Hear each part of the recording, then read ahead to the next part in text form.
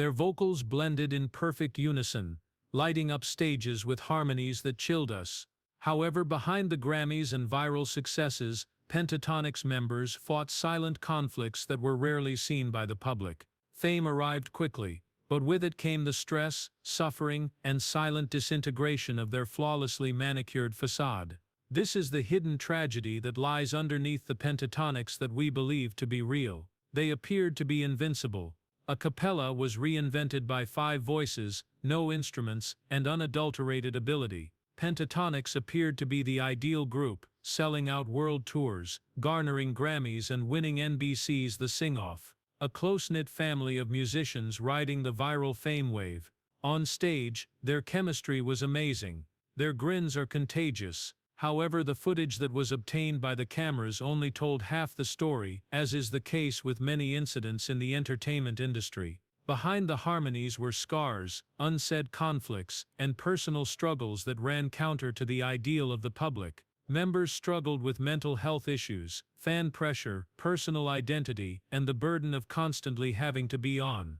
And it was evident that something more profound and unsaid was happening when founding member Avi Kaplan tragically left in 2017. His exit was seen by many fans as a rift in the group's unity. But why did he leave behind something so prosperous? Why did a team that was so close suddenly seem so far away? Subtle changes in dynamics brought upon by new members followed, murmured gossip. Loyal fans saw a shift even though the group was still making songs and selling out performances.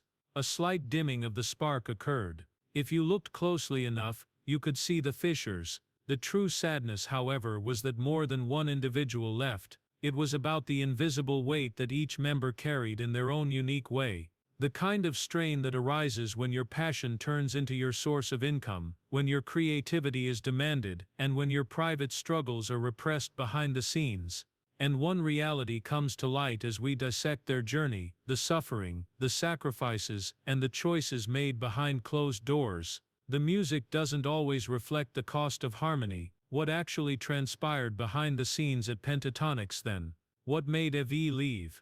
How were their friendships put to the test by fame? And which incidents almost brought the group to its knees? The narrative is far from over, so stay tuned. And the reality, compared to the music they sing, this is far more depressing. 3 buddies from high school in a small Texas town had no idea that they were sowing the seeds of a musical sensation that would eventually transform Acapella. Scott Hoying, Kirsten Maldonado, and Mitch Grassi were more than simply students at Arlington's Martin High School. They were kin who turned to music as a source of expression and comfort. The glue was Scott, who was gregarious and imaginative. The sole girl in the 3, Kirsten, had a clear shimmering voice and power. Mitch, who was extremely gifted and fiercely independent, contributed a flair for the unusual and the dramatic. The 3 would frequently sing together in classrooms, school halls, or any other location with an echo. They clicked right away, and their connection went beyond music. The world didn't always understand them, and they were outsiders in many respects. The world, however, listened when they sang. When they entered a local radio competition with a cover of Lady Gaga's Telephone, they got their first taste of fame. The award, an opportunity to meet the Glee cast. The performance stirred something, even though they lost. In addition to their drive and chemistry, they still have that distinctive pentatonic spark. Scott would go out to study music years later. He became a member of the esteemed SoCal Vocals Acapella ensemble while attending the University of Southern California. At that point, he became aware of NBC's acapella group competition, known as the Sing-Off. This is it, he told himself. But he couldn't do it by himself. He called Kirsten and Mitch and persuaded them to come try out for his show. However, there were regulations for the show. 5 people were required, along with a bass and a beatboxer. At that point, fate started to pull the strings. Then came in Avi Kaplan, a vocal bassist with classical training, whose deep resonant tone could rock a concert hall. He added a sense of seriousness to the group and was already well known in the a cappella scene. Then a wild card appeared. Yale alumnus Kevin Olosala gained widespread fame on YouTube for his cello boxing, beatboxing and playing the cello at the same time. He literally had an unheard-of style. The 5 of them got together the day before their sing-off audition. One day, it only required that. The enthusiasm was evident as soon as they took the stage. They had made careful arrangements, they had a unique sound, they had more than just lovely harmonies, they posed a threat, they sang more than simply the tunes, they rethought it. The world paid notice when they took chances, they competed on more than just the sing-off, they were in control, they skillfully, soulfully, and precisely reimagined hit song after song. They were changing, they weren't only acting. It felt like a win for them, and any dreamers who have ever felt like their voice didn't belong when they won Season 3 in 2011. However, the real battle started as the lights went out and the confetti settled. After their victory, the trio signed with Epic Records with the hope of becoming famous. However, the label was unsure on how to handle an acapella ensemble. No radio hits, no instruments. They were viewed as being excessively dangerous and specialized. Pentatonix was discontinued in a matter of months. That would have been the end for a lot of groups. Not this one though. Rather, they resorted to YouTube. They began posting renditions of popular songs with their own PTX twist from their flat. The videos were beautiful, imaginative, and unvarnished. And the internet answered. Their channel took off, rapidly amassing millions of followers and views. Their fan base, often referred to as Pentaholics, became fervently devoted. With the release of PTX Volume 1 in 2012, PTXmas, and Volume 2, the group gradually established a new empire without the help of a conventional label. However, the pressure was simmering behind the scenes as the music was soaring. As they say, there is a price for success. Being famous is difficult. When your brand is based on perfection, it becomes even more difficult. Each note needed to be perfect. Every fan anticipated magic, and every arrangement had to push the envelope. The group's grounded bassist, Avi Kaplan, began to feel the effects. Avi was a peaceful person who had a strong affinity for the outdoors, isolation, and spiritual tranquility. He was fundamentally at odds with the pressures of touring, social engagements, and the limelight. Although he liked the music, the way of life was ruining him. Avi then took the difficult choice to depart Pentatonix in 2017. The fan community was shocked when he made his decision in a tearful video. In it, he talked about tiredness rather than drama. It was more than just a lineup shift when Avi Kaplan left Pentatonix. It was a sea change. It felt like the end of an era for the trio and their millions of admirers. Avi was more than simply a voice, he was a presence, a dependable pillar that added weight and warmth to their sound. Although his departure was considerate, sincere, and truthful, it was painful. He had put it simply, he couldn't sustain his soul on the fast-paced traveling lifestyle. More than everything, he missed his home, the mountains, and peace and quiet. The other four, however, had to decide whether to evolve or disintegrate back in the center of Pentatonix. The latter was their choice. Next was Matt Sally. On paper, Matt, a novice to the scene, was just what the group needed. Strong bass range, charisma on stage, and a kind heart, yet it wasn't easy to step into Avi's shoes. Avi's departure was not only depressing for many fans, but also emblematic. It was the first obvious fissure in what appeared to be an impregnable wall of peace. Though it wasn't an easy transition, it seemed like Avi's absence wouldn't be missed for long until Matt Sally, a talented baritone, took his place. Supporters were split. The noise shifted. The sensation changed. The loss persisted. There remained a faint melancholy beneath the group's prosperity.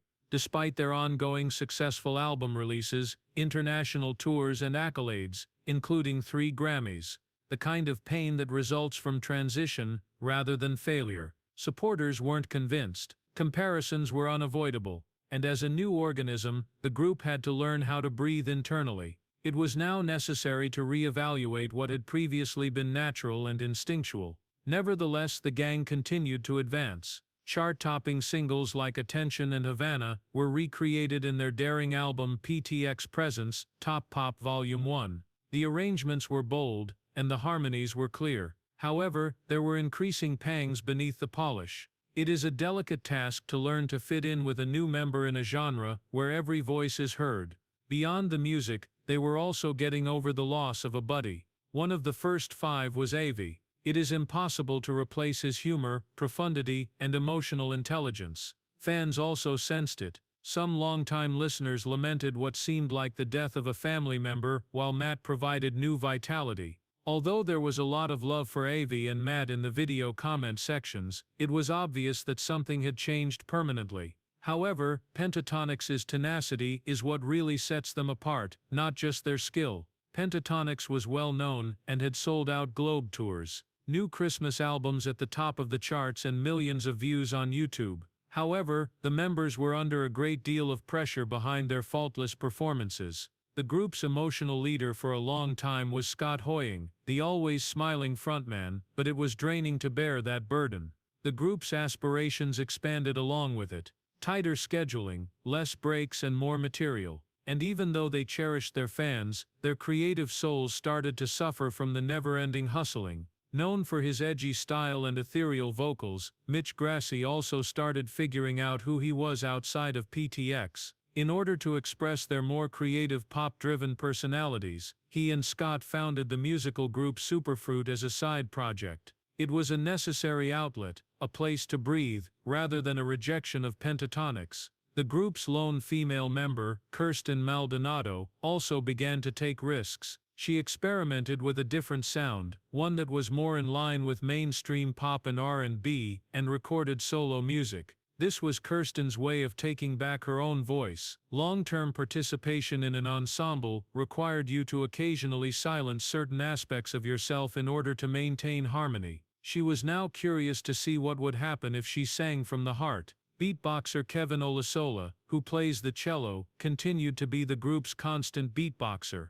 Kevin was devoted, happy, and incredibly grounded. He was frequently the group's spiritual center, but he was also susceptible to weariness. It all stacked up: recording, touring, and controlling expectations. Every member started posing the same unspoken query. Outside of Pentatonix, who am I? The steady beat of Pentatonix's fast-paced lives was suddenly replaced by silence as the pandemic lockdowns dragged on and the limelight faded. This quiet was both unnerving and illuminating for a bunch accustomed to the din of stadiums and the commotion of practice sessions. Every member was at a crossroads, confronted with unsaid challenges that had been concealed by years of public appearances and production commitments. Scott had always seemed unstoppable due to his personality and determination. However, in the quiet of 2020, he started to face aspects of himself that he had neglected due to his success, including identity, mental health, and the dread of being forgotten. On social media, he became more candid about his perfectionism and anxieties. Scott wed Mark Mineo, his lifelong partner, in 2023.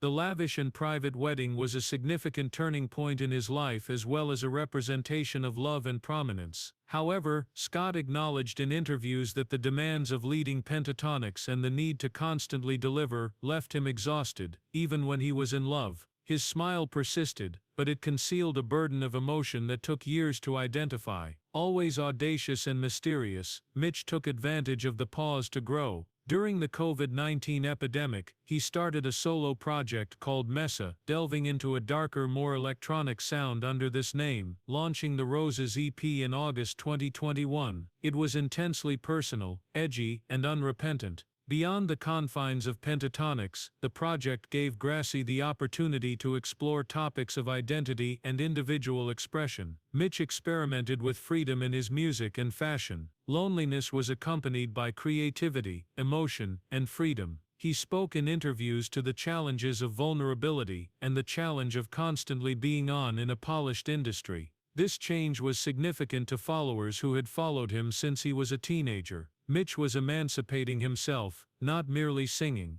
By doing this, he gave others the go-ahead to follow suit. Being the sole woman and frequently the group's emotional anchor had put Kirsten Maldonado under a lot of strain. She adopted a more subdued power when she entered her 30s, one that was based on genuineness rather than volume. With greater clarity, she went back to her solo songs and talked candidly about anxiety, heartbreak, and self-worth. Love, her first solo EP, was released, investigating the creative sides of herself that she believed had been overlooked since Pentatonix's ascent to stardom. She said she was thrilled about the possibility to work on personal projects and to discover new aspects of her artistic abilities. She worked hard to gain her confidence. Previously blending into a 5-part harmony, her voice now distinctly sang of a woman who had survived a fire. She also started speaking out more about the realities of being a woman in a field that was controlled by men and how she had to put in more effort to be seen, heard and respected.